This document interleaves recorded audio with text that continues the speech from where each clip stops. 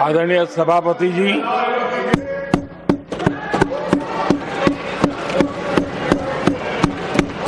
राष्ट्रपति जी के अभिभाषण पर आभार व्यक्त करने के लिए This is not correct. Please take your seat. This is not correct. Please take your seat. No, no, no. Please take your seat.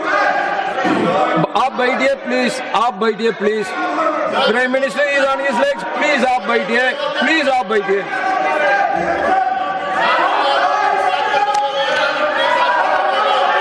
आदरणीय सभापति जी, इस धन्यवाद प्रस्ताव पर समर्थन के लिए इस सदन में अपनी भावनाओं को व्यक्त करना मैं अपना सौभाग्य मानता हूं। आदरणीय सभापति जी, विकसित भारत की यात्रा में बीते वर्ष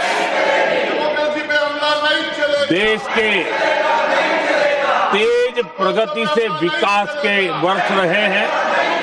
Nothing will go on record except Prime Minister's जीवन speech. के हर क्षेत्र में, समाज के हर वर्ग को उनके जीवन में परिवर्तन का एक कालखंड रहा है। एक सही दिशा में तेज गति से देश आगे बढ़ रहा है। आदरणीय राष्ट्रपति जी ने बहुत ही बढ़िया तरीके से पूरी संवेदनशीलता के साथ उन्होंने This is not correct. इस विषय को Sit your seat. हम please. सबके सामने प्रस्तुत किया है। आदरणीय सभापति जी, मेरी एक प्रार्थना है, आदरणीय खड़गे जी की उम्र देखते हुए वो बैठ करके भी नारे बोल सकते हैं तो अच्छा होगा, ताकि उनको कष्ट न हो। पीछे नौजवान बहुत लोग हैं, तो खड़गे जी को No. आप बैठते बैठते भी When you are speaking, they are listening. You are नारे listening. बोलने की अनुमति दे दीजिए।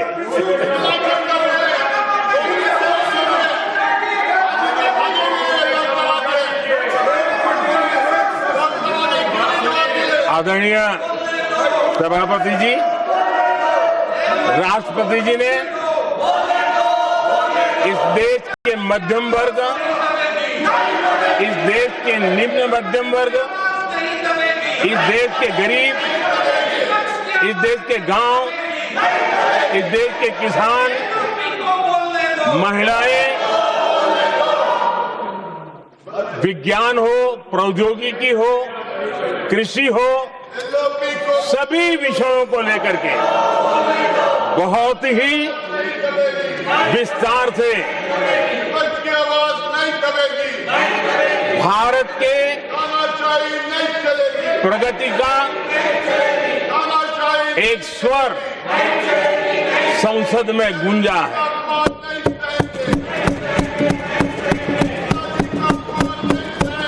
देश के नौजवान भारत के सामर्थ्य को कैसे आगे बढ़ा रहे हैं, इसकी भी विस्तार से चर्चा की है। हर वर्ग के सामर्थ्य को उन्होंने शब्दांकित किया है। और इतना ही नहीं, आदरणीय राष्ट्रपति जी ने भारत के उज्जवल भविष्य के प्रति एक विश्वास व्यक्त किया है। ये अपने आप में हम सबके लिए प्रेरक है। आदरणीय सभापति जी, 21वीं सदी का प्रथम क्वार्टर पूरा हो चुका है, लेकिन ये दूसरा क्वार्टर जैसे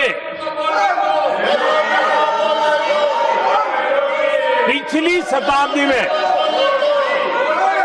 भारत की आजादी के जंग में दूसरा क्वार्टर बहुत ही निर्णायक बना था। मैं साफ साफ देख रहा हूं कि विकसित भारत के निर्माण की दिशा में ये दूसरा क्वार्टर भी उतना ही सामर्थ्यवान होने वाला है, उतना ही तेज गति से आगे बढ़ने वाला है। और इसलिए आदरणीय सभापति जी, राष्ट्र का हर व्यक्ति ये महसूस कर रहा है कि एक अहम पड़ाव पर हम पहुंच चुके हैं। अब न हमें रुकना है, न हमें पीछे मुड़ करके देखना है। I will not go against what you are doing. आगे ही आगे देखना Please, है, my dear. I am not going to let गति you से चलना now. है। You please, my dear. और लक्ष्य को प्राप्त करके ही हमें सांस लेनी है, उस दिशा में हम आगे बढ़ रहे हैं।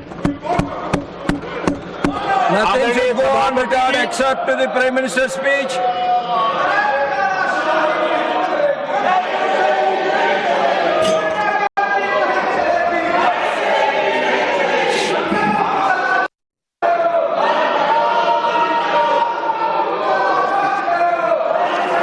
आदरणीय सभापति जी,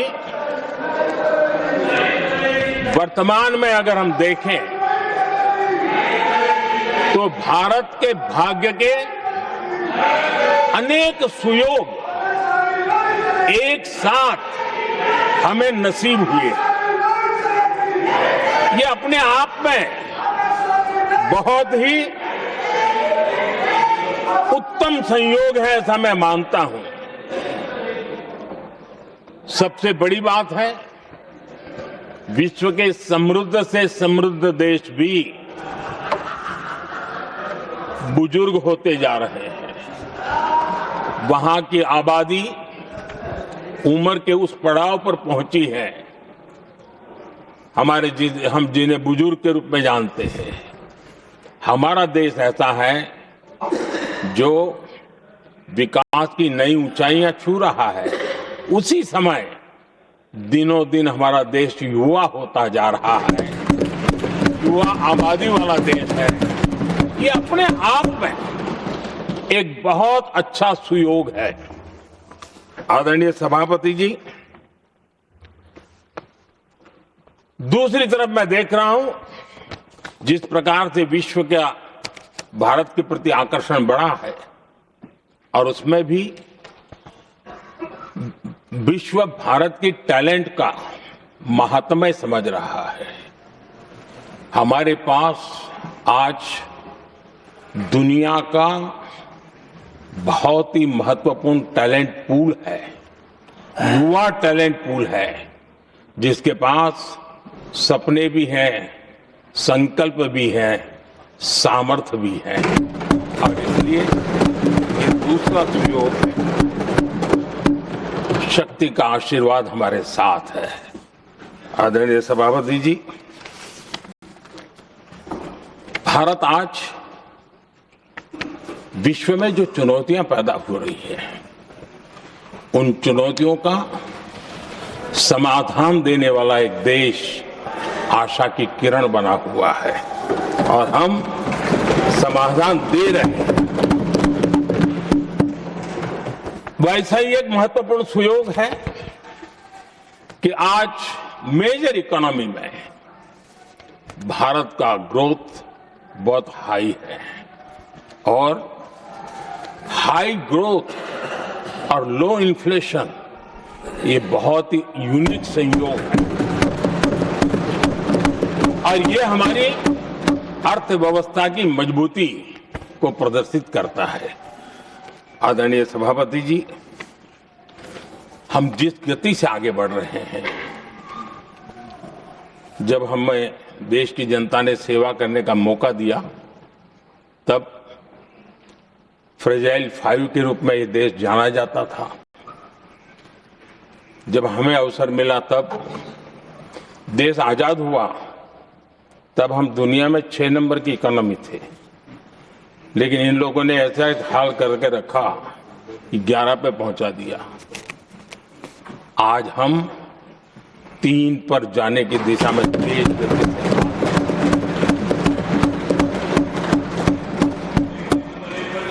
आदरणीय सभापति जी, आज कोई भी सेक्टर देश कीजिए, चाहे साइंस हो, चाहे स्पेस हो, चाहे स्पोर्ट्स हो, हर क्षेत्र में आज भारत एक कॉन्फिडेंस के साथ, आत्मविश्वास से भरा हुआ भारत है।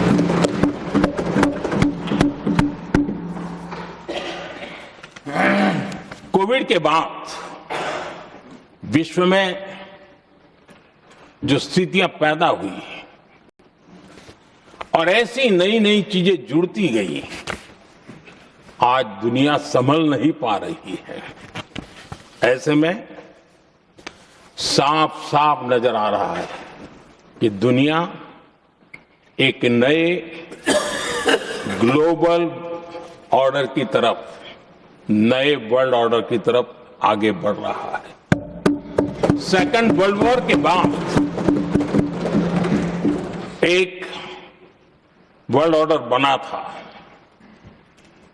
अब एक नए वर्ल्ड ऑर्डर की तरफ विश्व बहुत तेजी से आगे बढ़ रहा है।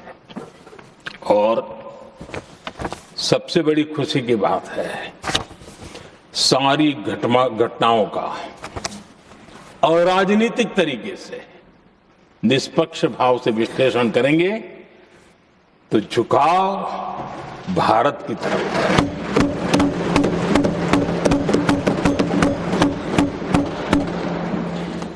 विश्व मित्र के रूप में, विश्व बंधु के रूप में आज भारत अनेक देशों का विश्वस्त पार्टनर बना है और हम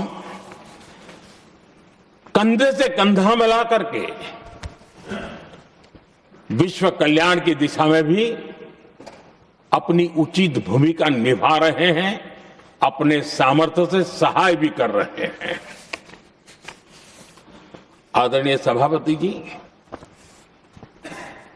आज पूरा विश्व ग्लोबल साउथ की चर्चा करता है, लेकिन उस चर्चा के सूत्रधार के रूप में आज भारत वैश्विक मंचों पर ग्लोबल साउथ की बुलंद आवाज बन गया है।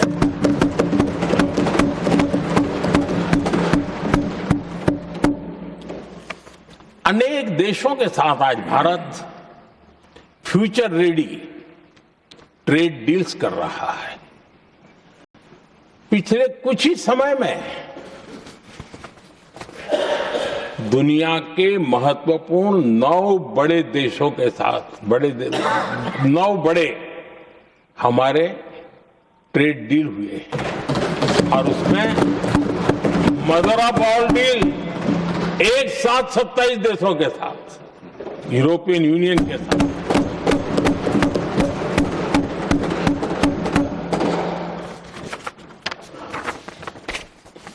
जो लोग थक गए,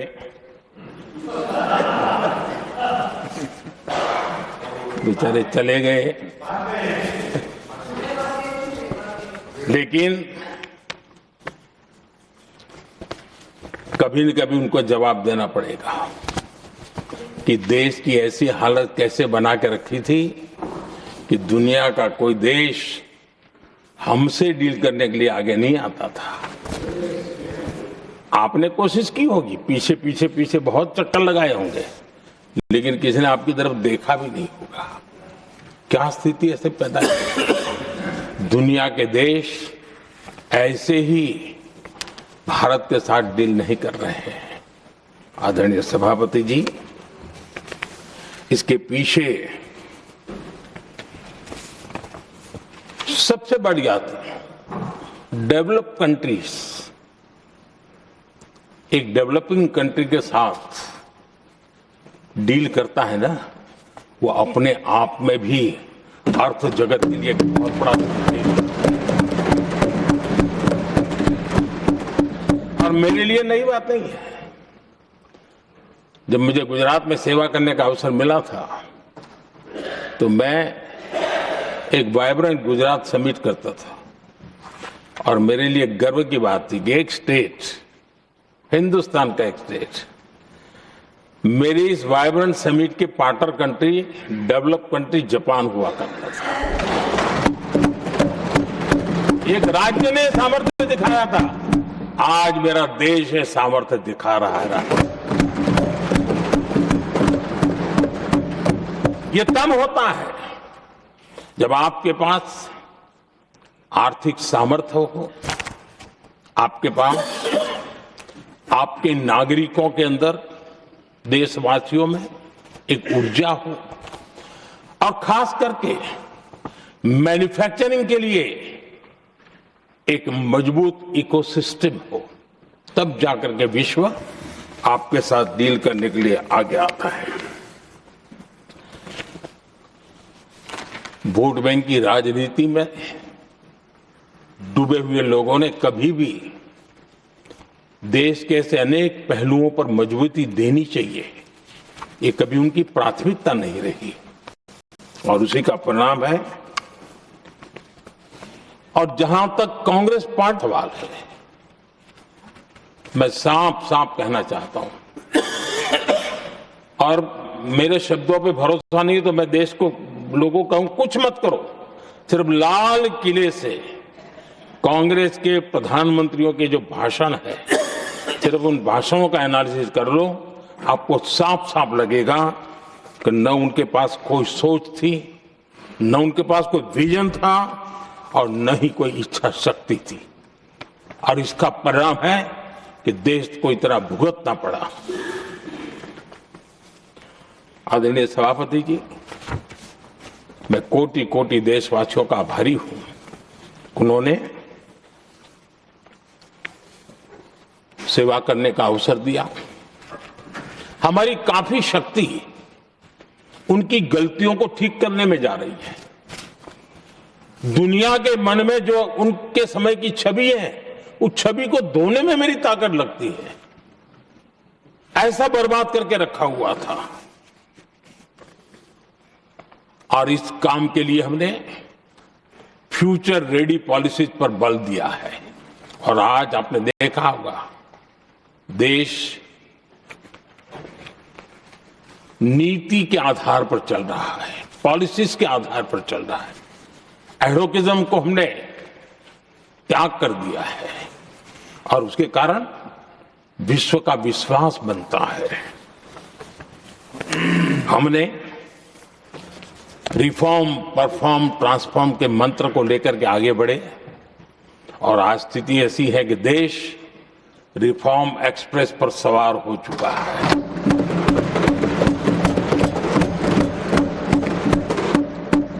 हमने स्ट्रक्चरल रिफॉर्म्स किए हैं, प्रोसेस से जुड़े रिफॉर्म्स किए हैं, पॉलिसीज में रिफॉर्म किए हैं। हमारा मैन्युफैक्चरिंग सेक्टर, हमारे उद्यमी ये सशक्त हो, भारत की हर चीज का वैल्यू एडिशन हो, उस दिशा में हमने प्रयास किया है। और मैं आज विश्वास के साथ कह सकता हूं, आज भारत विश्व के साथ स्पर्धा करने के लिए पूरी तरह तैयार है।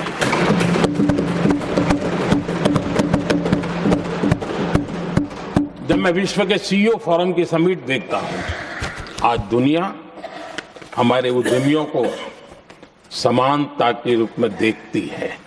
और जब पिछले दिनों सभी दलों के डेलीगेशन विश्व में गए थे, ये भाव उन्होंने भी अनुभव किया और आकर के मुझे सभी दल के माननीय सांसदों ने अपने अनुभव बता रहे थे, बड़ा गर्व से कह रहे थे कि हाँ, बराबरी से बात हो रही है। ये हमारे लिए अपने आप में बात है। आदरणीय सभापति जी, एमएसएमई का बहुत बड़ा नेटवर्क जितना सामर्थ्यवान होता है वो लंबे अरसे तक इकोनॉमी को एक ताकत देता है। हमने उस दिशा में बल दिया और हमने कई रिफॉर्म्स किए हैं।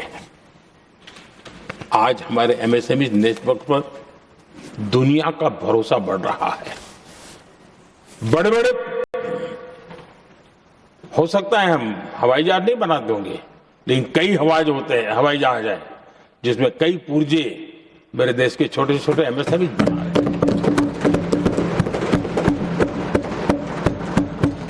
आदरणीय सभापति जी, देश में हुए इन प्रयासों का नतीजा सबके सामने है।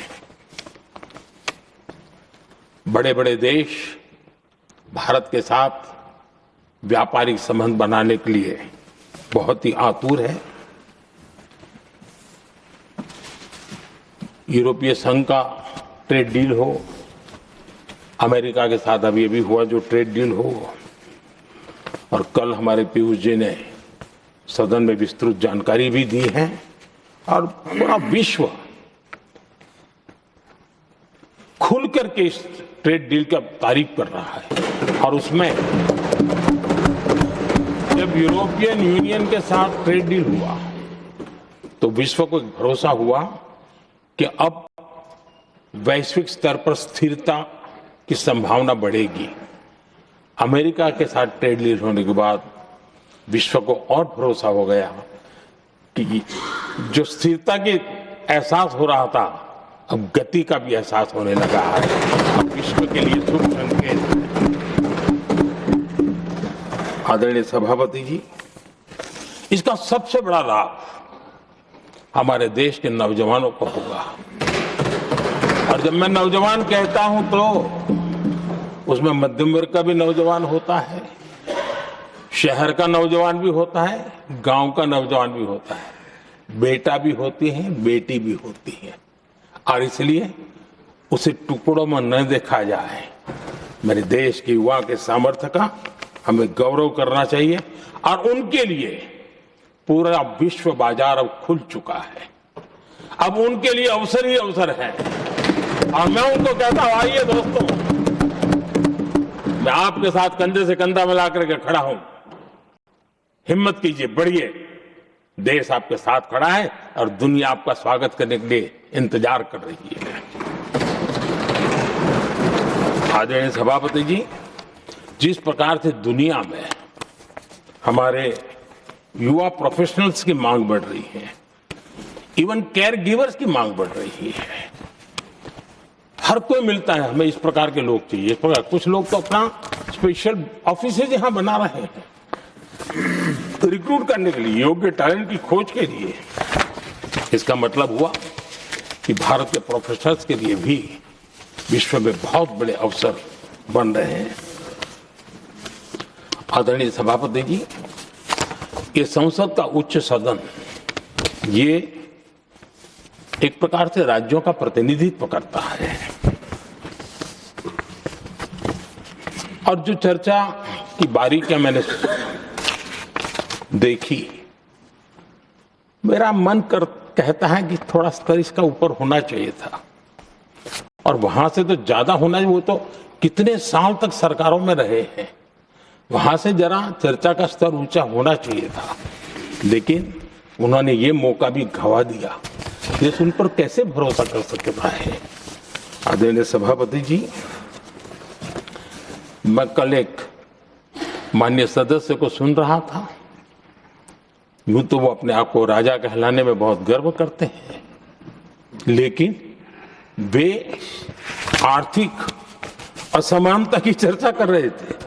बताइए, जो खुद को राजा माने और वो आर्थिक असमानता की बात करे, सबको लगता है कि क्या यही देखने के बाकी रह गए थे क्या। आदरणीय सभापति जी, हमारे टीएमसी के साथियों ने काफी कुछ कहा। जरा खुद तो अपने गरेबा में देखें। निर्मम सरकार पतन के जितने भी पैरामीटर्स हैं, उन सब पैरामीटर्स में नए नए रिकॉर्ड बनाते जा रहे हैं, और यहां उपदेश दे रहे हैं क्या हाल करके रखा हुआ है। ऐसी निर्मम सरकार से वहां के लोगों का भविष्य अंधकार के अंदर डूब रहा है, लेकिन इनको कोई परवाह नहीं है। सत्ता सुख के सिवाय कोई आकांक्षा नहीं है और वे यहां उपदेश देते हैं। घुसपैठ। दुनिया का समृद्ध से समृद्ध देश भी अपने यहां गैर कानूनी नागरिकों को बाहर निकाल रहा है। हमारे देश में घुसपैठियों को बचाने के लिए अदालतों को तब तक प्रेशर पैदा किया जा रहा है। मेरे देश का नौजवान कैसे ऐसे लोगों को माफ करेगा जो घुसपैठियों की वकालत करने के लिए ताकत लगा रहे हैं। और घुसपैठिए मेरे देश के नौजवानों के हक छीन रहे हैं, उनकी रोजी रोटी छीन रहे हैं, आदिवासियों की जमीन छीन रहे हैं। बेटे बेटियों की जिंदगी पर खतरे पैदा हो रहे हैं, लेकिन उनके लिए महिलाओं पर अत्याचार होते रहे। सत्ता नीति के सिवाय कुछ करना नहीं, और वो यहां पर हमें उपदेश दे रहे हैं। और ऐसे चिंताजनक सभी विषयों पर आंखें मूंद करके बैठे हुए वो लोग हैं। एक हमारे माननीय सदस्य काफी कुछ बोल रहे थे, जिनकी पूरी सरकार शराब में डूब गई है, जिनके शीश महल घर घर में नफरत का कारण बन गए, और शायद उनको ब्लैक शब्द ज्यादा पसंद है। हर एक अपना अपना एक भूतकाल होता है।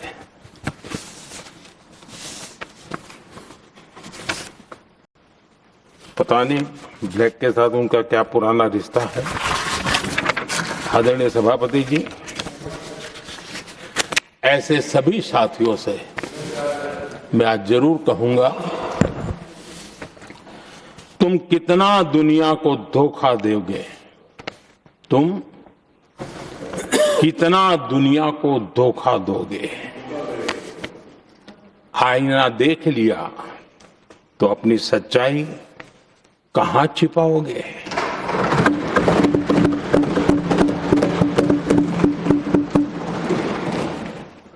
कांग्रेस हो, टीएमसी हो, डीएमके हो, लेफ्ट हो, ये दशकों से केंद्र में सत्ता में रहे हैं, सत्ता के भागीदार रहे हैं।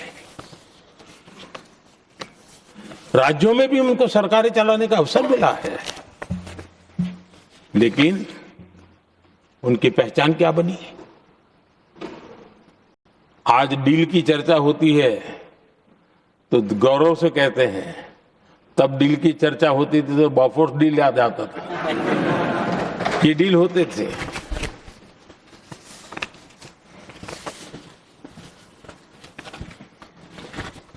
उन्होंने सिर्फ जेब भरने का काम किया। नागरिकों के जीवन में बदलाव आना ये उनकी प्राथमिकता नहीं थी। आदरणीय सभापति जी, मैं कुछ उदाहरणों के साथ भी बात बताना चाहता हूं, क्योंकि यहाँ चर्चा में ये सारे विषय आए हैं और इसलिए मुझे कहना बहुत जरूरी है। अब एक उदाहरण देता हूं मैं बैंकिंग सेक्टर का। बैंकिंग सेक्टर एक प्रकार का अर्थव्यवस्था की ग्रिड होता है। 2014 से पहले फोन बैंकिंग का कालखंड था। नेता के फोन जाते थे और उसके आधार पर करोड़ों रुपया दे दिए जाते थे, और गरीबों को तो बैंकों में दुत्कार मिलती थी, नफरत होती थी। देश की 50% से ज्यादा आबादी बैंक के दरवाजे तक नहीं देख पाई थी। कांग्रेस के नेताओं के फोन पर अरबों रुपये लोगों को दे दिए गए, और जो ले जाते थे वो अपनी पर्सनल प्रॉपर्टी मान करके पैसे हजम कर जाते थे। यही खेल चलता रहा। कांग्रेस और यूपीए के राज में और आज जो इंडी अलायंस बनकर के बैठे हैं उनके राज में बैंकिंग व्यवस्था तबाही के कगार पर खड़ी थी।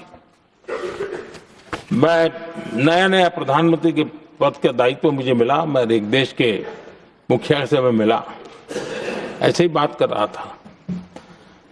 मैंने कहा बैंकिंग की दृष्टि से हम कुछ आगे बढ़ना चाहिए। उन्होंने कहा पहले एक बार साहब जरा अभी आप नए हो, आपके बैंकों की व्यवस्था का अध्ययन कर लीजिए। हम कैसे हिम्मत करें? एक देश के नेता ने कोई एक जानकारियां थी, उसने मुझे बताया यहां इनको कोई परवाह ही नहीं। यानी एक प्रकार से उन्होंने जिस प्रकार से बैंकिंग व्यवस्था को एनपीए के पहाड़ खड़े हो गए थे। जहां भी देखो चर्चा चलती थी एनपीए का क्या होगा, एनपीए का क्या होगा, कैसे बचेंगे। आदरणीय सभापति जी, चुनौती बड़ी थी, लेकिन हमने समझदारी से काम लिया। बैंकिंग व्यवस्था के सब कर्ता धर्ताओं को विश्वास में लिया। रिफॉर्म की आवश्यकता थी, हिम्मत के साथ रिफॉर्म किए, पारदर्शी व्यवस्था बनाई, ढेर सारे बैंकिंग रिफॉर्म्स हुए और जो सरकारी बैंक दुर्बल हो चुकी थी, ठीक नहीं चल पाती थी, उसको हमने बड़ी बैंक के साथ मर्जर कर दिया। और मुझे याद है किसी एक महाशय बड़े अपने आप को विद्वान मानने वाले ने लिखा था, अगर मोदी सरकार बैंकों में ये कर ले तो हिंदुस्तान का बहुत बड़ा रिफॉर्म हो जाएगा। वो काम मैंने आते ही कर दिए थे।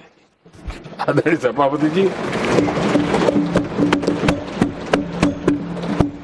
और इन सारी चीजों का नतीजा हुआ बैंकों में जो बीमारी घर कर गई थी, उस बीमारी से बैंकों को मुक्ति मिली।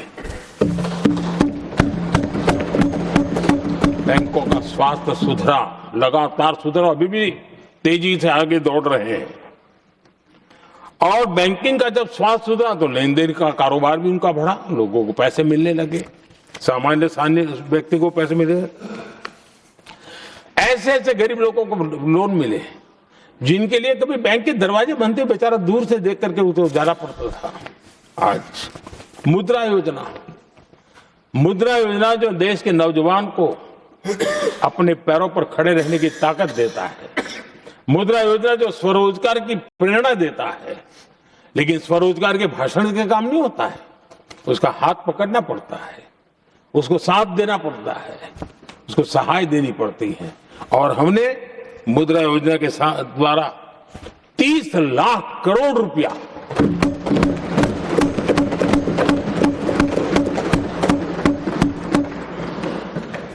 $30 लाख से ज्यादा लोन मुद्रा योजना के माध्यम से और बिना गारंटी देश के नौजवानों के हाथ में दिया और उन्होंने अपने कारोबार को आगे बढ़ाया। और गर्व की बात है, उसमें बहुत बड़ी मात्रा में माताएं बहनें भी हकदार बनी, लाभार्थी बनी।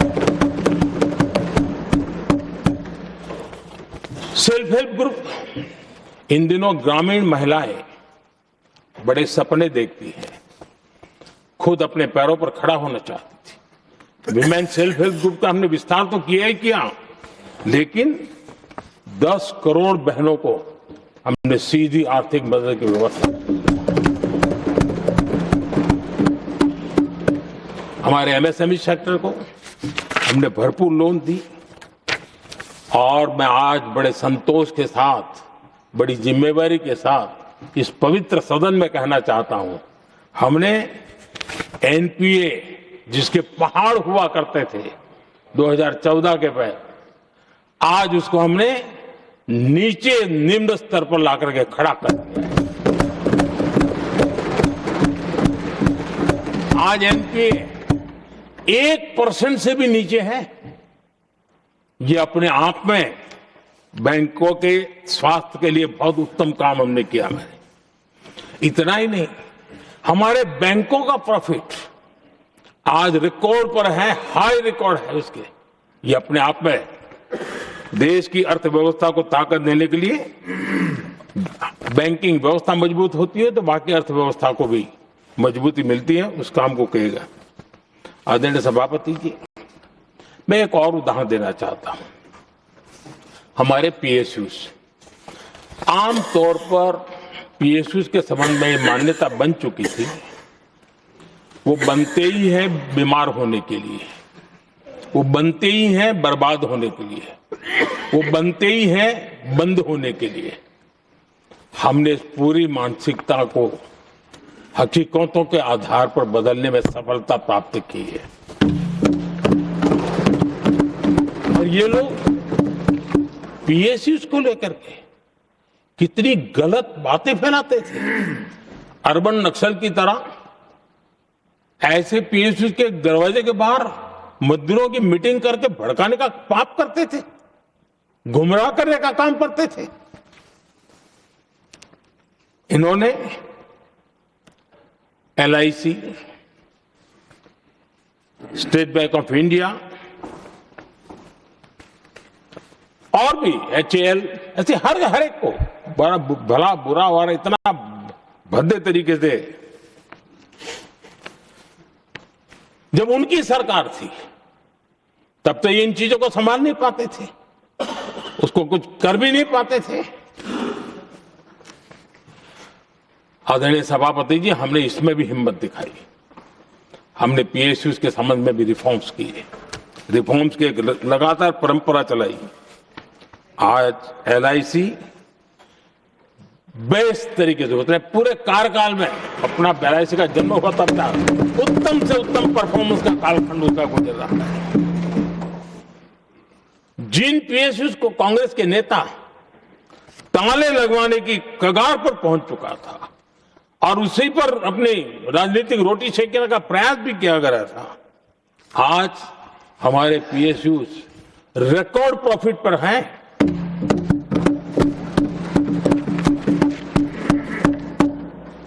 इतना ही नहीं, वे अपने परफॉर्मेंस से मेक इन इंडिया को भी गति दे रहे हैं।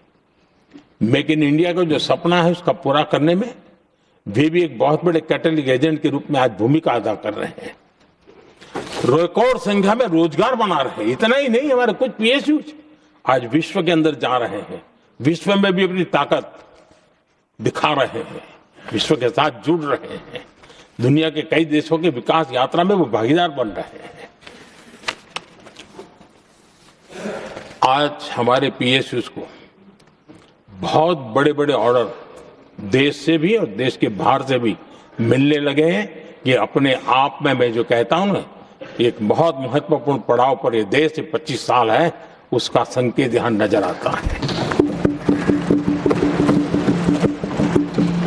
आदरणीय सभापति जी, कांग्रेस ने विश्वासघात करने के विषय में भी हमारे देश के अन्नदाता को भी नहीं छोड़ा।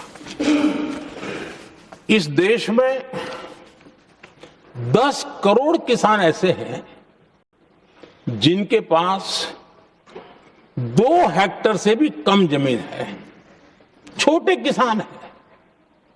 उनकी तरफ कभी परवाह नहीं की गई, उनकी तरफ कभी देखा नहीं गया,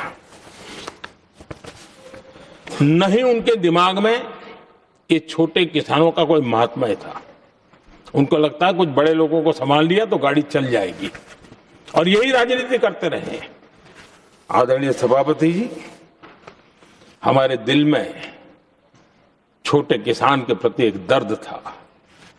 हम जमीनी हकीकतों से परिचित थे और उसी के कारण हम पीएम किसान सम्मान निधि योजना लेकर के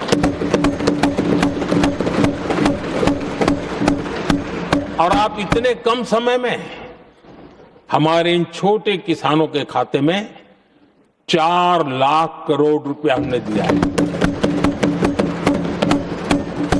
4 लाख करोड़ रुपया आंकड़ा छोटा नहीं होता है आदरणीय सभापति जी, और उसने हमारे छोटे किसानों को एक नई ताकत दी है, नए सपने देखने का सामर्थ्य दिया है। और मुझे पक्का विश्वास है कि हमारा किसान उस दिशा में जरूर भारत की आशा अपेक्षा के अनुरूप परिणाम देगा।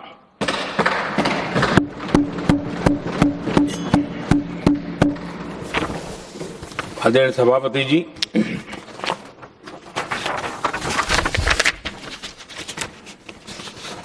यहां कुछ साथियों ने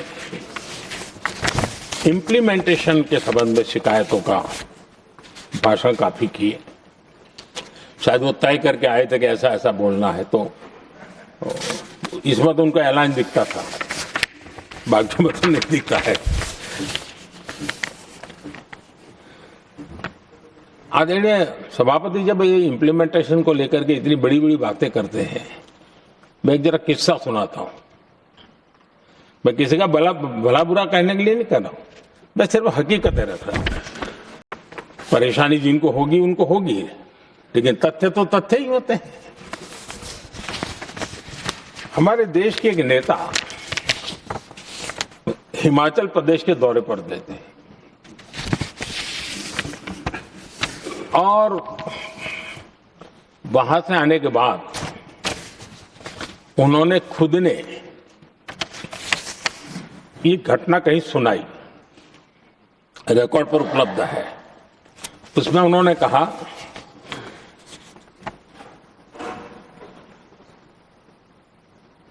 उस नेता ने क्या कहा, मैं उन्हीं के शब्द पढ़ रहा हूं। काफी लंबे समय तक मुझे योजना आयोग से संघर्ष करना पड़ा, क्योंकि वे पहाड़ी क्षेत्रों के लिए अलग योजनाएं बनाने को तैयार ही नहीं थे। मैं हिमाचल प्रदेश गई थी। जब मैं वापस आई तो मैंने योजना आयोग में कहा कि हमारे कामदारों को, वर्कर्स को जीप की जरूरत नहीं है, बल्कि खच्चरों की आवश्यकता है, ताकि कम से कम उन पर सामान आदि लादा जा सके। आगे उन्होंने कहा, लेकिन मुझे बताया गया हम पैसा तो जीप के लिए ही देंगे, क्योंकि खच्चरों के लिए पैसे देने की पॉलिसी नहीं है। इसी भाषण में आगे वो कहती हैं, अब वहां सड़कें ही नहीं थी। उनका कहने का कारण यह था कि हिमाचल में जहां वो गई वहां सड़कें ही नहीं थी। अब वहां सड़कें ही नहीं थी तो फिर उस पर जीप का क्या लाभ हो सकता है? जीप लेकर के कौन जाएगा जहां रोड नहीं है? लेकिन उस समय योजना आयोग का जोर था, या तो जीप या तो कुछ भी नहीं। आदरणीय सभापति जी, ये भाषण किसी और का नहीं, ये कांग्रेस के वरिष्ठ नेता और तत्कालीन प्रधानमंत्री इंदिरा गांधी का भाषण है।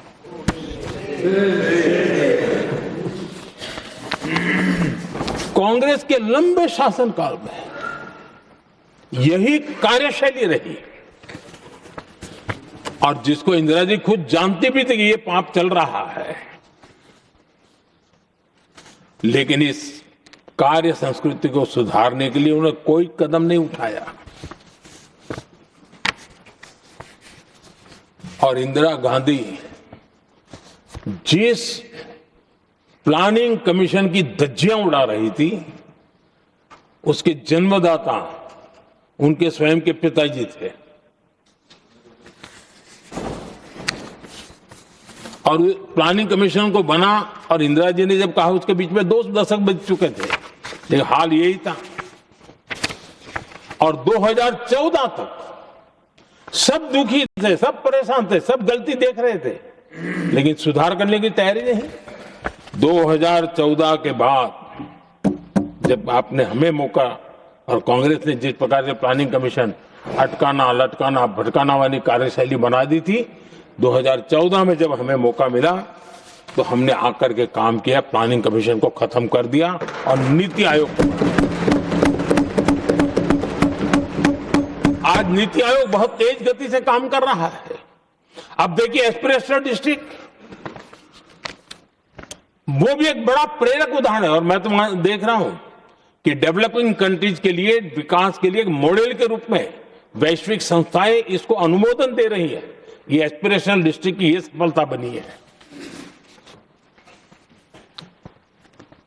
देश के कई जिले ऐसे थे जिसको पिछड़े मान करके छोड़ दिया गया था और वहां करोड़ों लोगों की जो मौलिक जरूरतें थी उसको भी नकार दिया गया था। उनको तो ऐसे ही जीने के लिए मजबूर कर दिया गया था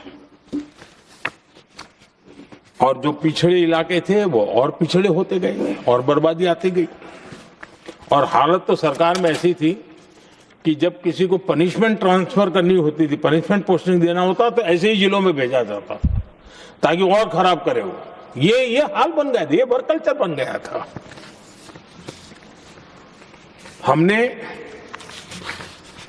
इस स्थिति को बदला। सबसे पहला आग्रह किया, यंग होनहार अफसरों को लगाया जाएगा और पूरा 3 साल का मौका उसको दिया जाए काम करने का। एक के बाद हम निर्णय किए और आज देखिए किसी समय छत्तीसगढ़ का हमारा बस्तर एस्पिरेशन डिस्ट्रिक्ट में था, आज वो बस्तर पूरे देश में बस्तर ओलंपिक के नाम से चर्चा में है।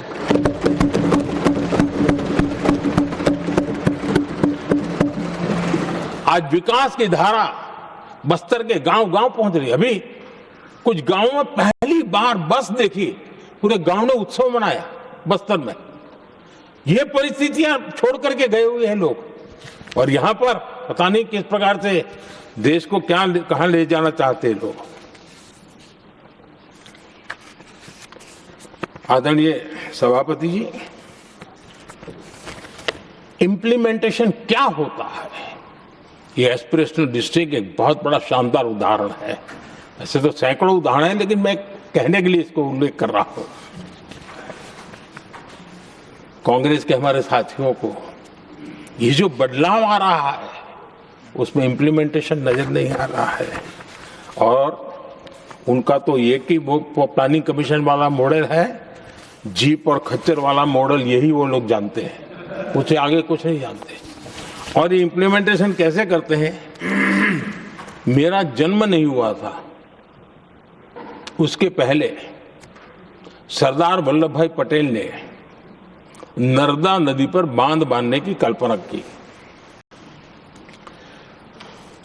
विषय तो पक्का हो गया, सरदार साहब नहीं रहे, खैर नेहरू जी ने शिलान्यास किया। अब इंप्लीमेंटेशन देखिए इनको। मेरा जन्म नहीं हुआ था जब इसकी कल्पना की गई थी और प्रधानमंत्री बनने के बाद मैंने उसका उद्घाटन किया, ये हाल है।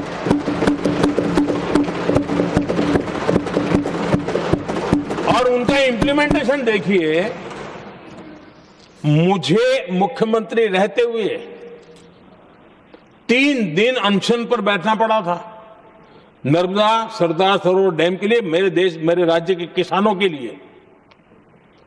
मैंने अपने आप को दांव पर लगा दिया था, तब जाकर के भारत सरकार को झुकना पड़ा और तब जाकर के सरदार सरोवर डैम के कंस्ट्रक्शन को गति मिली और यहां मैं पहुंचा तब मुझे उसका उद्घाटन करने का सौभाग्य मिला। और आज कच्छ तक हावड़ा बीएसएफ के लोग जहां बैठते हैं वहां तक नर्मदा का शुद्ध पानी पीने के लिए पहुंच रहा है। इंप्लीमेंटेशन क्या होता है? और यहां पर इम्प्लीमेंट किसी ने शब्द पकड़ा दिया, हर एक के मुंह से वही निकल रहा था। हमने कांग्रेस की कार्यशैली को बदलने के लिए जब मैंने देखा कई ऐसे काम थे अटके पड़े हुए, कोई पूछने वाला नहीं थे फाइलों में, और पॉलिटिकल फायदे के लिए अनाउंसमेंट कर दिए, दिए जला दिए, पत्थर लगा दिए, करना कुछ नहीं। आखिरकार मैंने एक टेक्नोलॉजी वाला प्लेटफॉर्म बनाया यहां आकर के, प्रगति के नाम से। ये प्रगति प्लेटफॉर्म का मैं उदाहरण देता हूं, आप हैरान हो जाएंगे। मुझे एग्जैक्ट याद नहीं है, लेकिन शायद हिमाचल में एक ट्रेन उन्होंने पार्लियामेंट में घोषित की थी, शायद ऊना और कोई। मेरे आने तक वो कागज पर भी उसका ड्राइंग नहीं बना था, बताओ, और चुनाव जीतने के लिए वो घोषणा कर दी। प्रगति के अंदर मेरे सामने विषय आया, ऐसे कई विषय मेरे सामने आए और उस प्रगति के अंदर हमने एक एक प्रोजेक्ट क्यों अटके हुए, कॉस्ट किस डिपार्टमेंट की काम में क्या मुसीबत आई है, किसने गलत तरीके से इसको आगे बढ़ाया, और बजट तो बढ़ता ही गया था। जो योजना 900 करोड़ में होनी थी वो 90,000 करोड़ तक पहुंच जाए, ये हाल करके रख दिया था इन्होंने। हमने एक टेक्नोलॉजी प्लेटफॉर्म बनाया, हर महीने बैठा। अभी मैंने 50वां एपिसोड पूरा किया उस मीटिंग का, और लगातार उस काम करते करते और संबंधित राज्यों को भी बिठाया, उनकी कठिनाइयों को भी समझा, उसके इम्प्लीमेंटेशन में कौन मिनिस्ट्री का परेशानी हो रही है, किस स्टेट की परेशानी हो रही है, किस कानून की परेशानी हो रही है, हर एक की बारीकी से देखा। और आज मैं गर्व से कह सकता हूं कि इस प्रगति के इम्प्लीमेंटेशन को बारीकी से प्रधानमंत्री के स्तर पर देखे जाने के कारण 85 लाख करोड़ रुपीस का काम को गति मिली। 85 लाख करोड़ रुपीस के काम, आप कल्पना कीजिए देश की कितनी बड़ी शक्ति को अनलॉक किया हमने। इंप्लीमेंटेशन कैसे होता है ये हमने करके देखा है। रेल हो, रोड हो, सिंचाई हो, ग्रामीण कोई व्यवस्था का काम हो, इन सारी चीजों को हमने इसमें लिया। अब जैसे जम्मू उधमपुर श्रीनगर बारामूला रेल लाइन, आज ये प्रोजेक्ट पूरा हुआ। और बर्फबारी में इन दिनों आपने देखा एक वीडियो बहुत पॉपुलर हुआ है, बर्फ के बीच में थे, चारों तरफ बर्फ की चादर छाई हुई है और वंदे भारत ट्रेन निकल रही है, और लोग कहते हैं गलती मत करना, ये तो विदेश है, ये हिंदुस्तान है, ये रील चल रहे हैं बाजार में।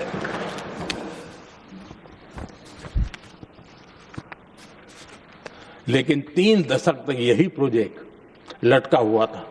3 दशक, 30 साल, आप कल्पना कर सकते, 2 पीढ़ी आगे बढ़ जाए, ये यही के अटके पड़े थे। हमारी सरकार ने इसको पूरा किया।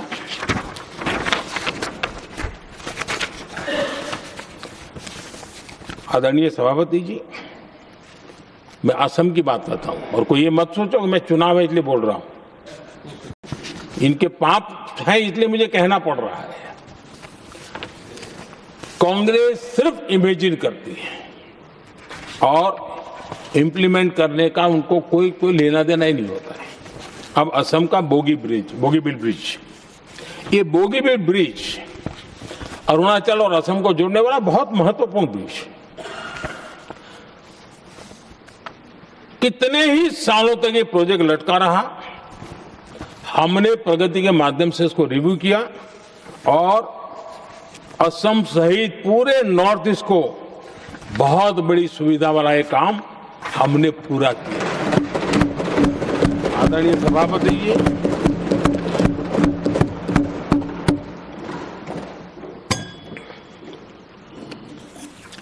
इंप्लीमेंटेशन की बातें जब करते हैं तो एक बार हमारे पास तो तथ्यों के साथ चीजें हैं कि हमने चीजों को समय पर पूरा करने की दिशा में आगे बढ़े। और इन दिनों तो जो काम कर रहे हैं समय से पहले हो रहा है। हमने पूरी दुनिया को कहा था कि हम 2030 तक यहां पहुंचेंगे सोलार में, हमने वो काम 2025 में कर दिया।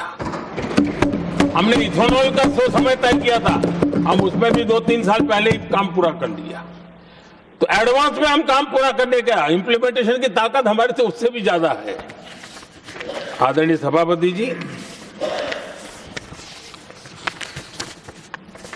भाजपा हो, एनडीए हो, हमारा अप्रोच, चीजों की तरफ देखने का हमारा दृष्टिकोण, समस्या के समाधान के लिए हमारी सोच और कांग्रेस के बीच में आसमान जमीन का अंतर है, बहुत फर्क है। मैं आपको उदाहरण देता हूं। हमारी सोच यह है कि 140 करोड़ देशवासी ये इतने सामर्थ्यवान हैं कि वह चुनौतियों को समाधान दे सकते हैं। ये हमारी सोच है, हमारा भरोसा है देशवासियों पर, उनके सामर्थ्य पर हमारा भरोसा है, और यही लोकतंत्र की भी सच्ची ताकत होती है। लेकिन कांग्रेस देशवासियों को ही समस्या मानती है। अब मैं इनका इतना बोल करके छोड़ दूंगा तो आज पता नहीं रात को उनको नींद नहीं आएगी और गालियां कल कैसी दे उसका प्लानिंग चलेगा। लेकिन मैं उदाहरण के साथ बताना चाहता हूं किस प्रकार से लोग सोचते थे देशवासियों के लिए।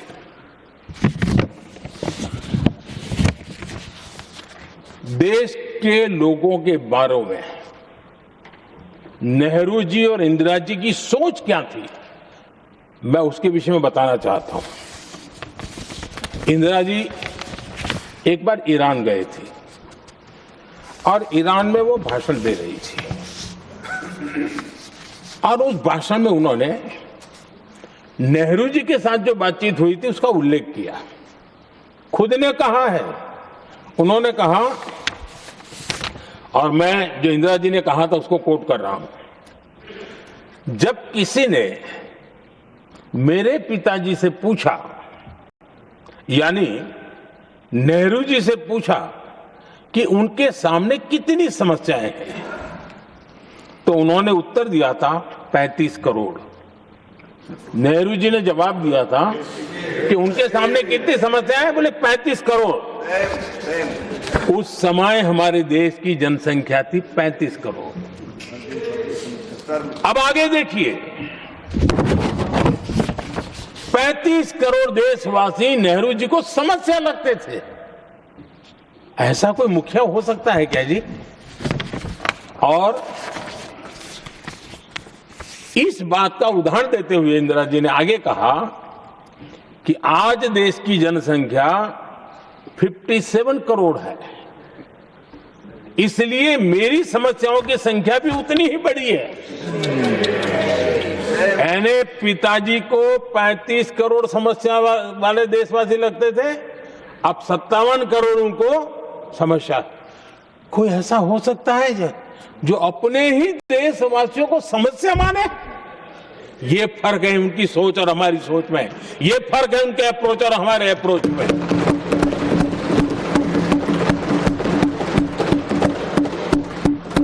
नेहरू जी हो या इंदिरा जी हो या पूरी कांग्रेसी बिरादरी हो, ये लोग भारत के लोगों को समस्या मानते हैं। आदरणीय सभापति जी, मेरे कई कोटेशन मिलेंगे। मैंने दुनिया के सामने कहा है, देश के सामने कहा है, और कहा है इसलिए नहीं, ये मेरा कन्विक्शन है। अरे चुनौतियां कितनी ही क्यों ना हो, 140 करोड़ समाधान हमारे पास है।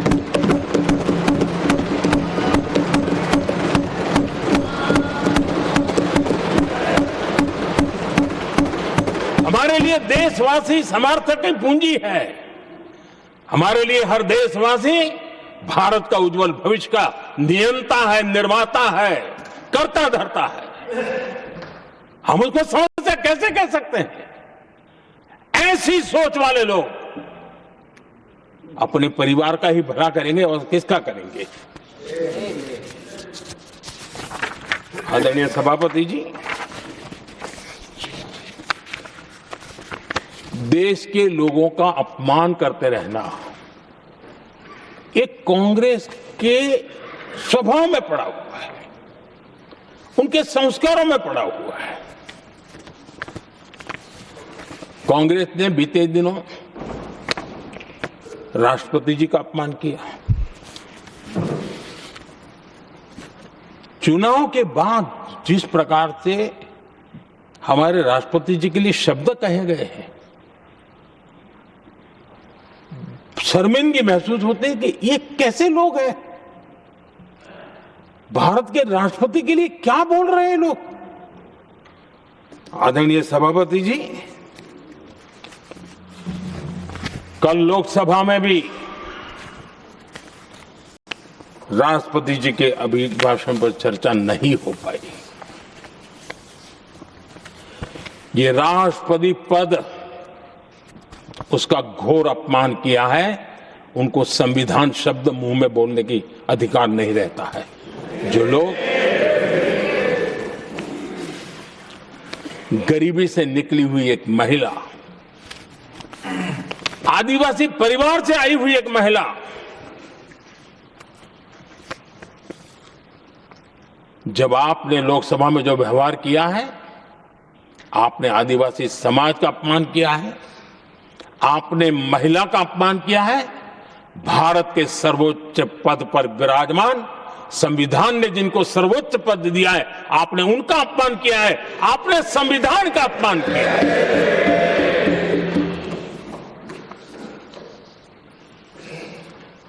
आदरणीय सभापति जी, उनको कुछ भी लगता हो, कांग्रेस को ये गुनाह कि Honorable members, it is now 6 p.m. If the House agrees, we may sit beyond 6 p.m. till disposal of the motion of thanks and the presidential address. Do I have the leave of the House to extend the sitting beyond 6 p.m.? Thank you. आदरणीय सभापति जी, समय बढ़ाने के लिए मैं आपका और सदन का बहुत आभार व्यक्त करता हूं।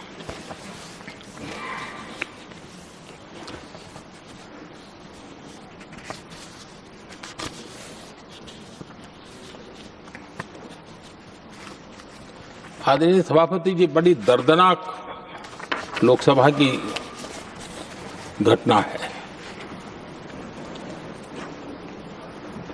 और शायद हताशा निराशा तो हम समझ सकते हैं, लेकिन इसके लिए देश के पवित्र लोकतंत्र के मंदिर को ही इस रूप में कर देना, और उस समय चेयर पर असम के ही हमारे एक माननीय सांसद बैठे थे और उस समय कागज फेंके गए, टेबल पर चढ़ दिया गया। क्या ये नॉर्थ ईस्ट का अपमान नहीं है? क्या असम के नागरिकों का अपमान नहीं है? कल फिर दोबारा किया उन्होंने, और उस समय आंध्र के दलित परिवार का बेटा चेयर पर बैठा था, उसको भी अपमानित किया। यानी आपने नॉर्थ ईस्ट का अपमान, चेयर में बैठा अपमान करो। आंध्र के एक दलित परिवार का बेटा चेयर पर बैठा, उसका अपमान करो।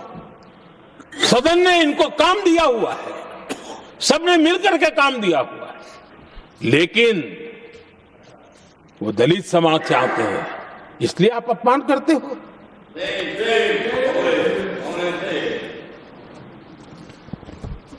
और ऐसा लगता है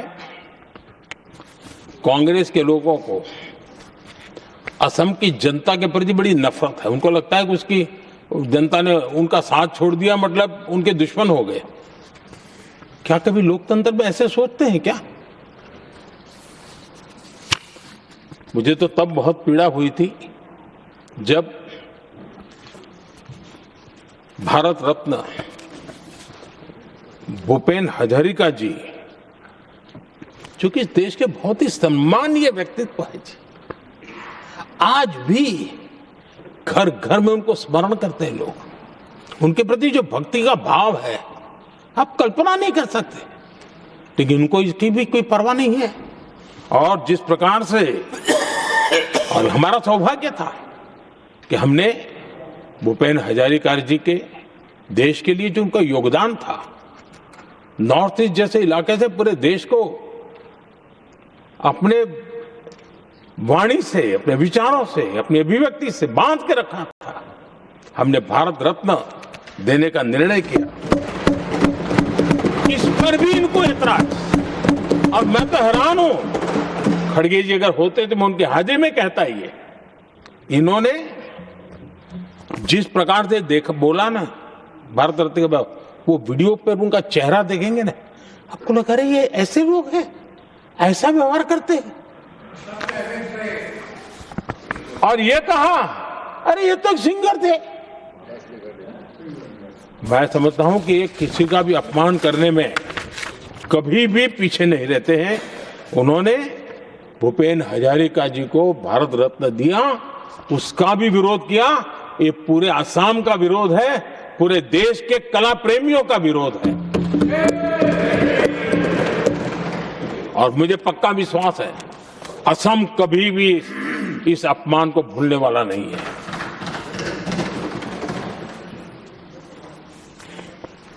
आदरणीय सभापति जी,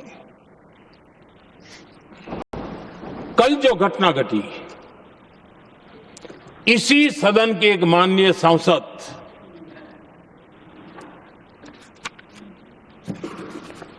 कांग्रेस के शातिर दिमाग जिनका है, ऐसे एक युवराज ने उनको गद्दार कह दिया। अहंकार कितनी सातवें आसमान पर पहुंच चुका है इनका। और कांग्रेस को छोड़कर के कितने ही लोग निकले हैं, कांग्रेस के कितने टुकड़े हुए हैं, कई लोग दूसरे दलों में गए हैं, लेकिन औरों को तो किसी को गद्दार नहीं कहा उन्होंने। लेकिन कल सांसद को गद्दार इसलिए कहा क्योंकि वो सिख थे। ये सिखों का अपमान था, एक गुरुओं का अपमान था। और कांग्रेस के अंदर जो कूट कूट करके सिखों के प्रति नफरत भरी पड़ी है ना, उसका वो अभिव्यक्ति थी। और इसी सदन के माननीय सांसद है वो, और उनको जरा भी दर्द नहीं, वरना आज खड़े होकर के कह सकते थे कि कल जो हुआ इसी सांसद की गरिमा के अनुरूप नहीं था, हमें खेद है। एक शब्द तो बोल लेते, लेकिन सिखों के प्रति उनके मन में जो नफरत भरी पड़ी है, और इसी के कारण उन्होंने कल, और जिसका परिवार देश के लिए शहादत देने वाला परिवार के वो सदस्य है, उन्होंने अपने राजनीतिक विचारों में परिवर्तन किया, इसलिए गद्दार हो गए। और एक गद्दार शब्द छोटा नहीं है। मेरे देशवासी को कोई गद्दार कहे, ये कैसे देश सहन करेगा? और वो भी एक सिख है इसलिए गद्दार कहना बहुत दुर्भाग्य की बात है। और ऐसे लोग कांग्रेस को नहीं डुबाएंगे तो क्या करेंगे?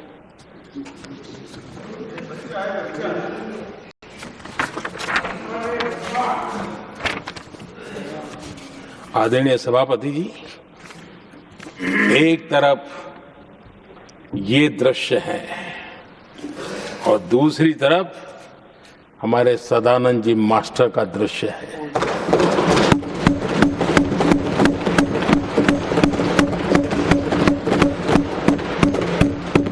राजनीतिक विद्वेष के कारण उनके दोनों पैर काट दिए गए।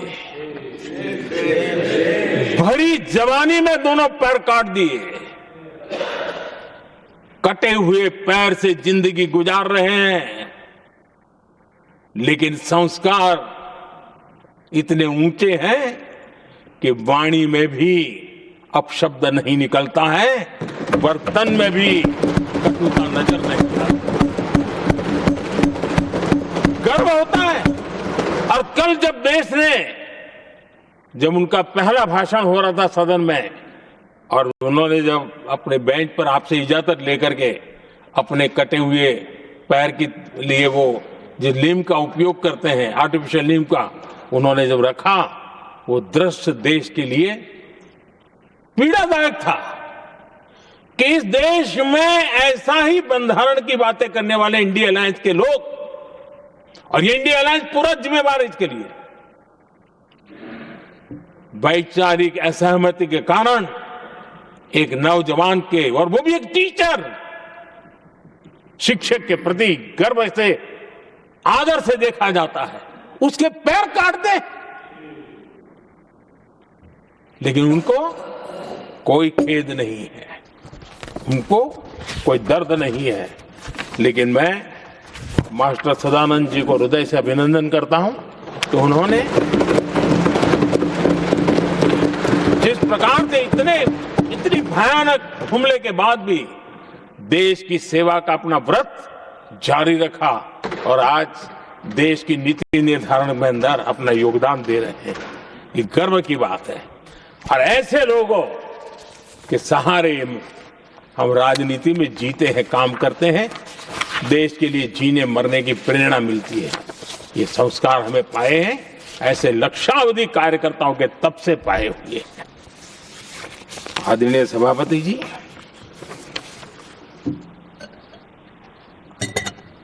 इन दिनों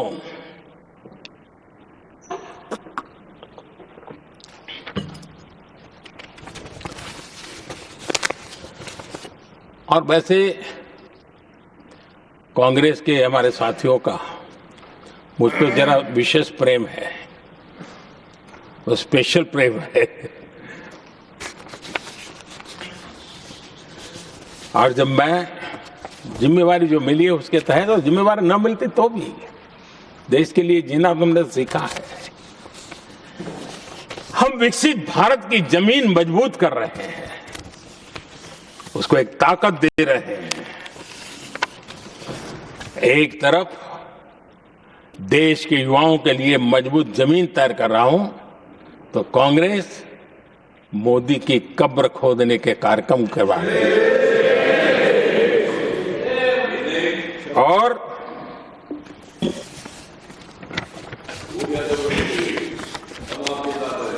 मोहब्बत की दुकान खोलने वाले मोदी तेरी कब्र खुदेगी के नारे लगा रहे हैं जी। ये कौन सी मोहब्बत की दुकान है जो देश के ही किसी नागरिक के कब्र खोदने के सपने देखती हो? ये कौन सा संविधान से उन्होंने सीखा है जो देश के ही किसी नागरिक के कब्र खोदने की बात करते हो? क्या ये संविधान का अपमान नहीं है? क्या ये मानवता का अपमान नहीं है? क्या ये सार्वजनिक जीवन की मर्यादाओं का अपमान नहीं है? और उनको इसका कोई खेद नहीं है। अगर इसके बाद क्या बयान देंगे? बयान देखो, प्रधानमंत्री राज्यसभा में भी रो रहा था।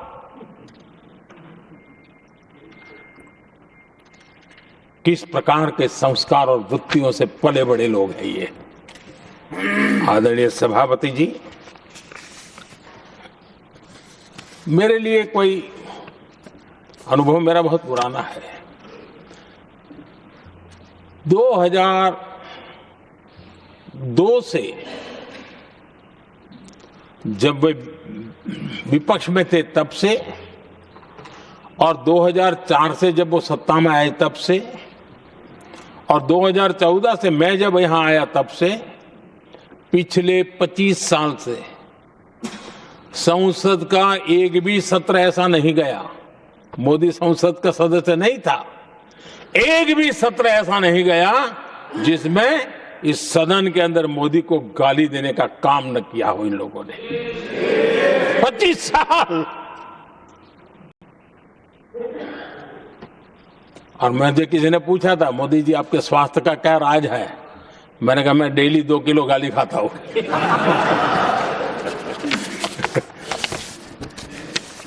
आदरणीय सभापति जी, ये मोदी की कब्र क्यों खोदना चाहते हैं? ये सिर्फ नारा नहीं है, ये इनके भीतर पड़ी हुई नफरत का प्रतिबिंब है, इसकी अभिव्यक्ति है। और वे इसलिए हैं, हमने 370 की दीवार गिरा दी, इसलिए वो मोदी की कब्र खोदना चाहते हैं। हमने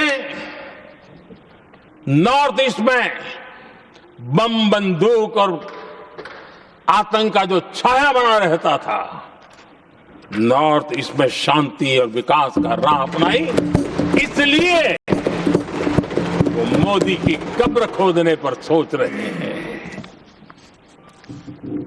पाकिस्तानी आतंकियों को घर में घुस करके जवाब देते हैं, इसलिए मोदी की कब्र खोदने की बात कर रहे हैं। ऑपरेशन सिंदूर करते हैं, इसकी उनको परेशानी होती है और इसलिए वो मोदी की कब्र खोदते हैं। माओवादी आतंक से देश को मुक्ति दिलाने के लिए साहसपूर्ण कदम उठा रहे हैं, इसलिए मोदी की कब्र खोदती है आपको। हमने, नेहरू जी ने देश के साथ बहुत बड़ा अन्याय किया था, सिंधु जल समझौता करके। उस सिंधु जल समझौते को हमने एबेंस में डाल दिया। क्या इसलिए आप मोदी की कब्र खोदने के नारे लगा रहे हो? आदरणीय सभापति जी, कांग्रेस की परेशानी कुछ और है। ये पचा नहीं पा रहे कि मोदी यहां तक पहुंचा कैसे। और उनकी परेशानी बढ़ती जा रही है कि भाई पहुंचा तो पहुंचा, लेकिन अब तक टिका क्यों है। और इसलिए वे एक ही रास्ता उनके लिए बचा हुआ लग रहा है कि मोदी तेरी कब्र खुदेगी। आदरणीय सभापति जी, ये तो मान करके बैठे थे। उनका लोकतंत्र, संविधान का कोई लेना देना नहीं। उनको तो लगता है कि प्रधानमंत्री पद उनके परिवार की जागीर है, उस पर कोई और बैठ नहीं सकता। ये जो उनके भीतर में नफरत पड़ी हुई है ना, मोहब्बत की दुकान में जो आग भरी पड़ी हुई है ना, उसका परिणाम है। और इसीलिए कोई क्यों बैठा,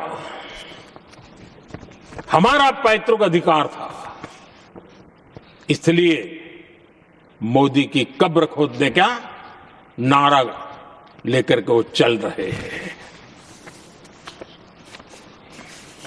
आदरणीय सभापति जी, कांग्रेस के शाही परिवार को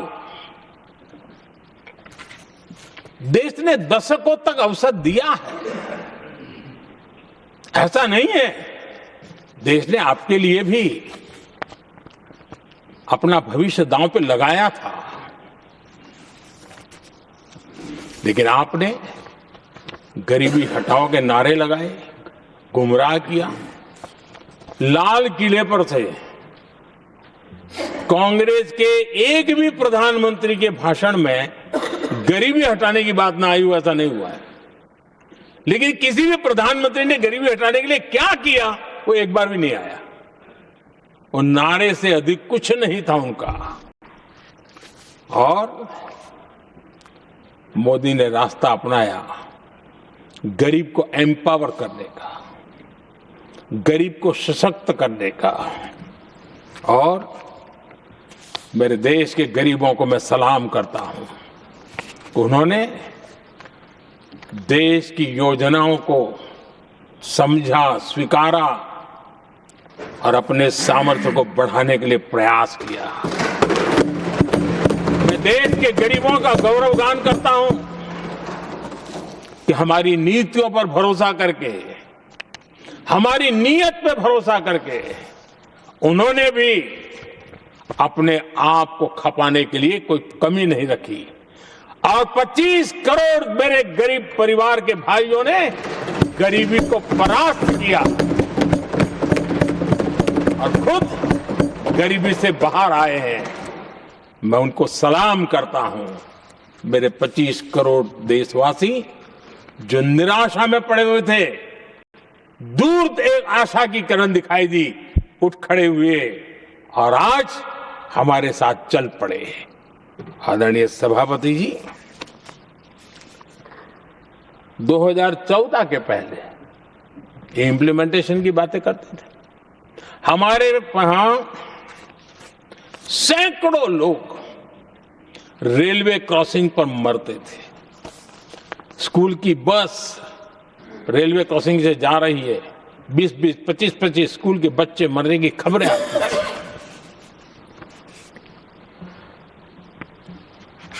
अनमैन्ड रेलवे क्रॉसिंग, वो इतना बड़ा काम नहीं था कि नहीं कर सकते थे। ये काम भी मुझे करना हुआ और हमने सारे अनमैन्ड क्रॉसिंग बंद कर दिए, लाखों लोगों की जिंदगी बचा ली। इसलिए ये मोदी की कब्र खोदना चाहते हैं। आदरणीय सभापति जी, 2014 से पहले इस देश में 18,000 गांव ऐसे थे जिनको बिजली का मतलब पता नहीं था। बिजली का कोई तार होता है, कोई बल्ब होता है, कोई लट्टू जलता हुआ उसमें उजाला निकलता, पता नहीं था उनको। 18,000 गांव 2014 के बाद जब आपने हमें दायित्व देशवासियों ने दिया, उन 18,000 गांव जिन्होंने कभी बिजली का मुंह तक नहीं देखा था, बिजली का शब्द भी कान पे नहीं सुना था, उन गांवों में उजाला पहुंचाया। इसलिए इसलिए इनको मोदी की कब्र खोदने के सिवाय अब कोई रास्ता नहीं दिख रहा है।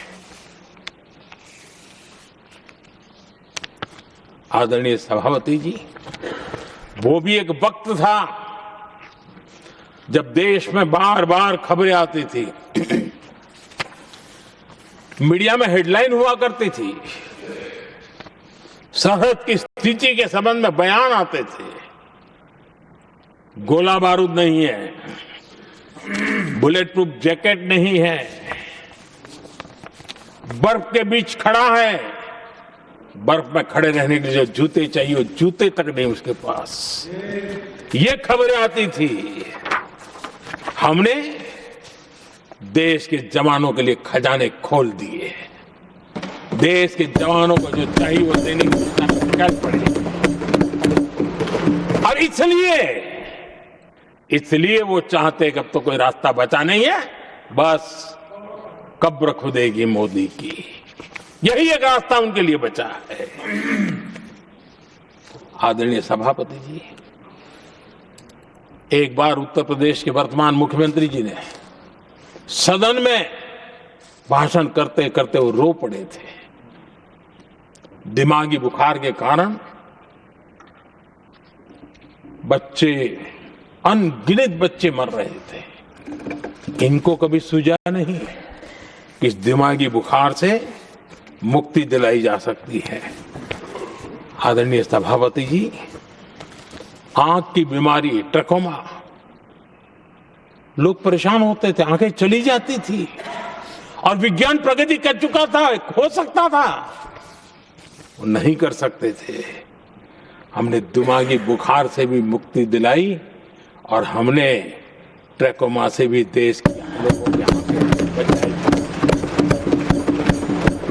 यही सफलताएं हैं, यही संवेदनशीलता है, समाज के लिए जीने मरने का यही संकल्प है। पल पल, तिल तिल समाज के लिए बिताना, घिसना, झलना, वो उनको परेशान कर रहा है।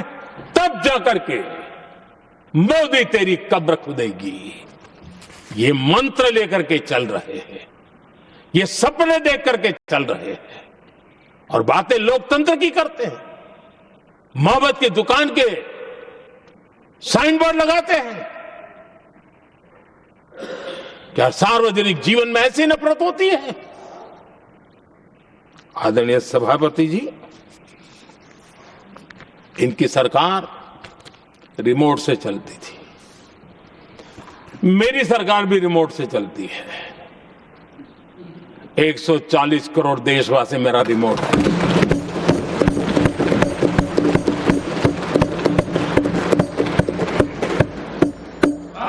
एक 140 करोड़ देशवासियों के सपने, 140 करोड़ देशवासियों की आकांक्षाएं, देश के नौजवानों के संकल्प, इनके लिए हम जीते हैं, इनके लिए सरकार चलाते हैं। सत्ता हमारे लिए सुख का रास्ता नहीं है, सत्ता हमारी लिए सेवा का माध्यम है।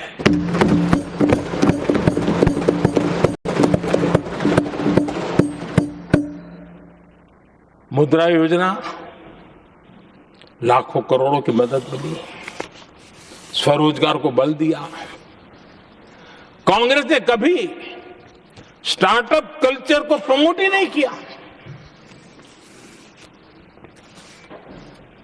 कुछ सैकड़ों में स्टार्टअप बेचारे अपने, उनको पता भी नहीं था। और इनका तो हाल ये है आदरणीय सभापति जी, अपने घर के स्टार्टअप को भी वो लिफ्ट नहीं कर पा रहे।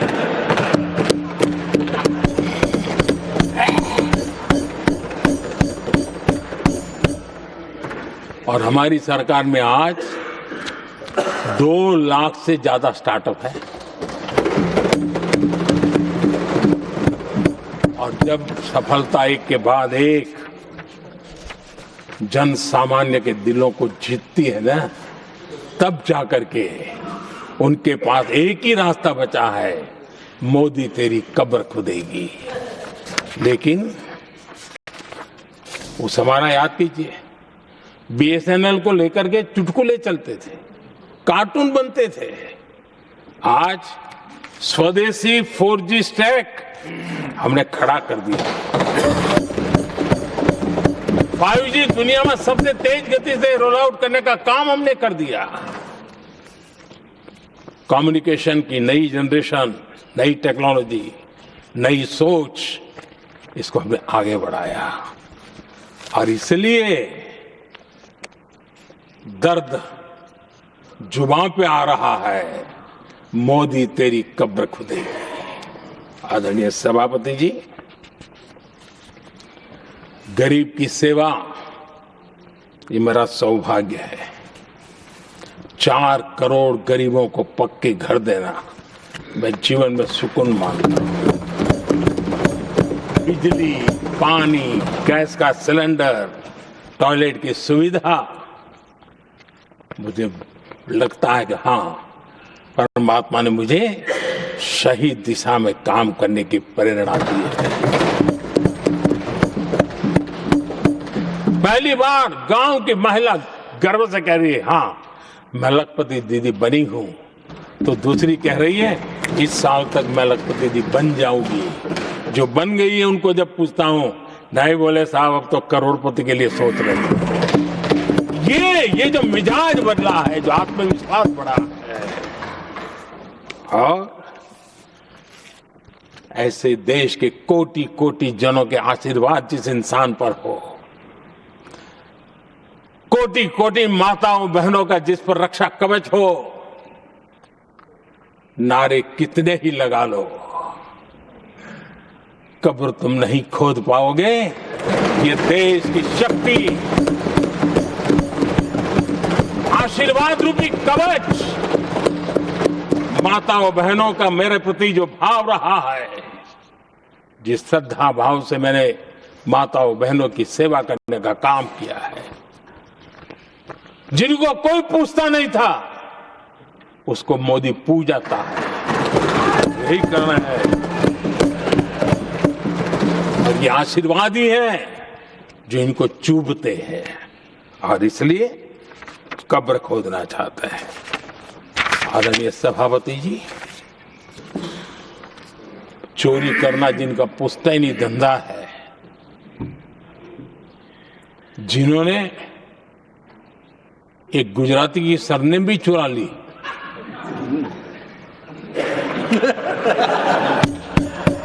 महात्मा गांधी की सरनेम चुरा ली, ये लोग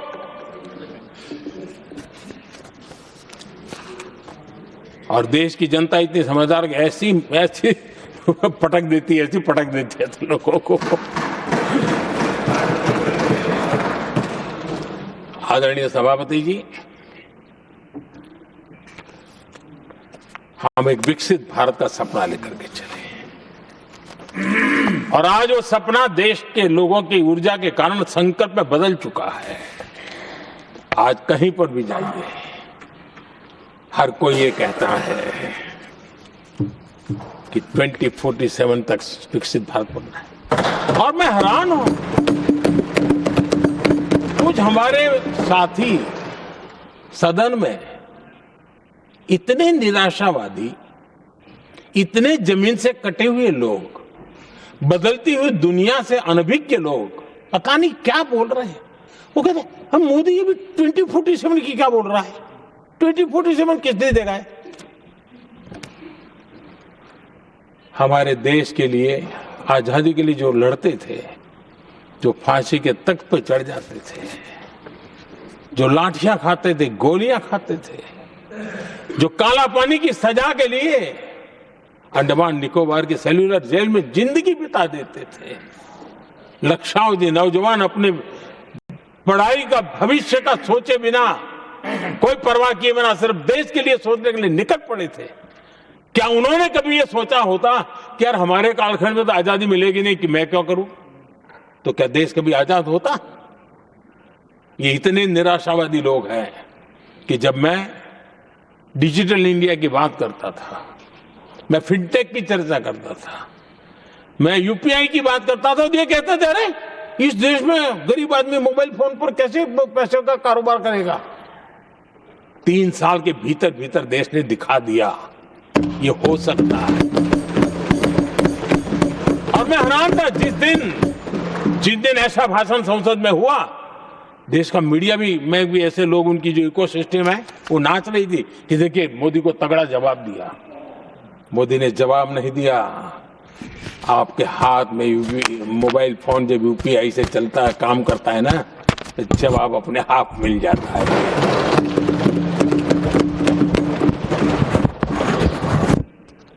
आदरणीय सभापति जी,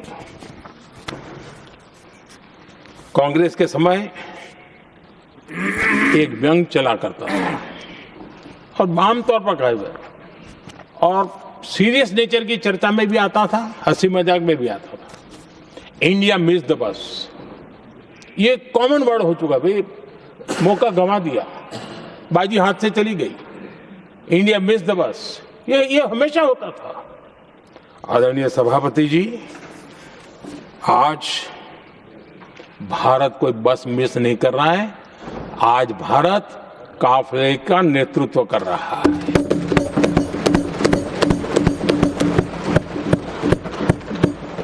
आदरणीय सभापति जी, देश का भविष्य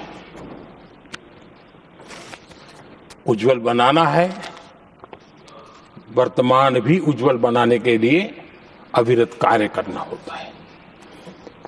हम विकसित भारत के सपने के लाइट में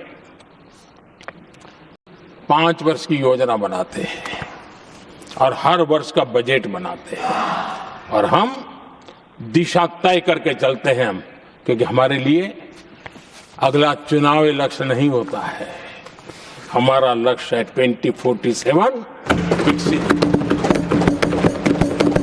अरे चुनाव तो आएंगे जाएंगे, मेरा देश अजरा अमर रहने वाला है और हम देश की युवा पीढ़ी के हाथ में समृद्ध हिंदुस्तान देने का सपना लेकर के चलेंगे।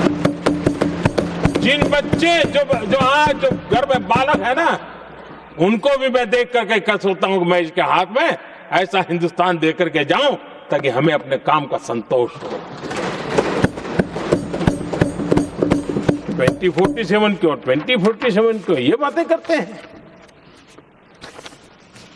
आदरणीय सभापति जी, आज जिस प्रकार से हम इनिशिएटिव लिए, चाहे स्पेस हो, साइंस हो, टेक्नोलॉजी हो, समंदर की गहराई हो, जल थल नभ अंतरिक्ष, हर क्षेत्र में नए संकल्प, नई ऊर्जा, नए कदम और नई सिद्धियों को लेकर के देश आज आगे बढ़ रहा है। हम ग्रीन हाइड्रोजन पर काम कर रहे हैं, हम आने वाले युग को समझ पा रहे हैं। हम क्वांटम कंप्यूटिंग की बात कर रहे हैं, हम एआई मिशन को लेकर के चल रहे हैं और आज दुनिया मानने लगी है कि एआई मिशन भारत बहुत कुछ दुनिया को दे सकता है। ये विश्वास आज दुनिया में बना है। आज दुनिया में क्रिटिकल मिनरल, रेयर अर्थ राजनीतिक हथियार बन गया है। हम उस पर फोकस कर रहे हैं ताकि कभी भारत को किसी के पास हाथ फैलाने की नौबत ना आ जाए। आदरणीय सभापति जी, ऐसे तो अनगिनत प्रोजेक्ट हैं जिसमें विदेश का इन्वेस्टमेंट आना ही आना है, क्योंकि अब हर किसी को अपना भविष्य भारत की भूमि में नजर आ रहा है। हर किसी को अपना भविष्य भारत की टैलेंट के भरोसे नजर आ रहा है।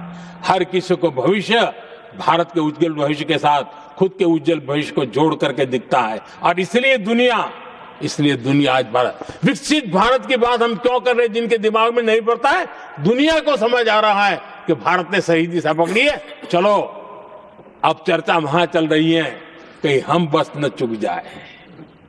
कल तक चर्चा चलती थी इंडिया मिस करता है, अब दुनिया को लगता है अब हम लेट न हो जाए, वहां आने की स्पर्धा चल रही है। आदरणीय सभापति जी, आने वाला समय भारत के लिए अवसरों से भरा हुआ है, भारत के नौजवानों के लिए अवसरों से भरा हुआ है। भारत के उज्जवल भविष्य के लिए मैं पूरी संभावनाएं रेखांकित कर सकता हूं, मैं देख सकता हूं और उसके दिशा में नीतियां बनाकर हम आगे चल रहे हैं। हम इसको और मैं चाहता हूं, मेरे देशवासियों को निमंत्रण देता हूं, और मैं देशवासियों को आज सदन से भी कहना चाहूंगा, मैंने मन की बात में भी इसका उल्लेख किया था, मैं यहां पर सभी माननीय सांसदों से भी कहूंगा कि आप भी अपने अपने क्षेत्र में ऐसे लोगों को बताइए, जब दुनिया भर में इतने अवसर पैदा हुए हैं, उसको स्थायित्व तब मिलता है जब हम उत्तम प्रकार की चीजों को लेकर के जाए, हम क्वालिटी को कॉम्प्रोमाइज न करें, मुनाफा कम क्यों न हो, लेकिन क्वालिटी को हम निरंतर उत्तम करते जाएंगे।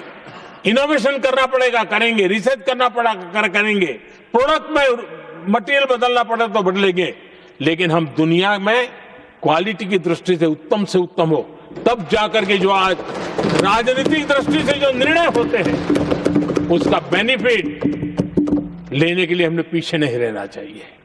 मेरे देशवासियों से मैं आज यही आग्रह करूंगा कि आप क्वालिटी के विषय में मेरा साथ दीजिए, क्वालिटी में कॉम्प्रोमाइज न करिए।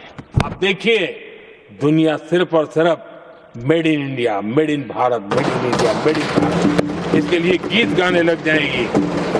आदरणीय सभापति जी,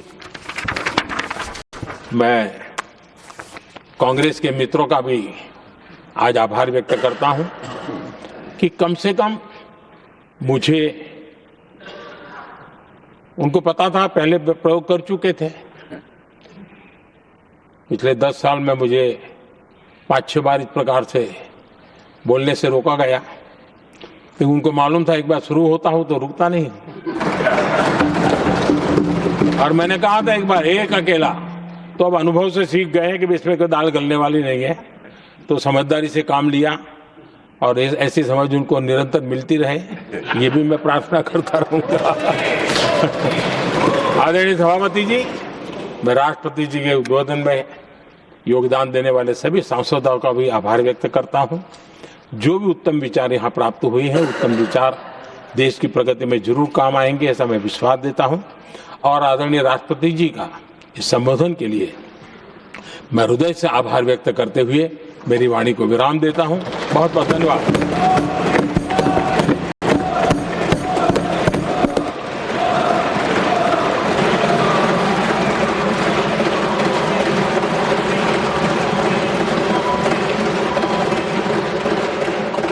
I shall now put the amendments which have been moved to vote. Amendments number 5 and 68 to 74 by Dr. John Brittas.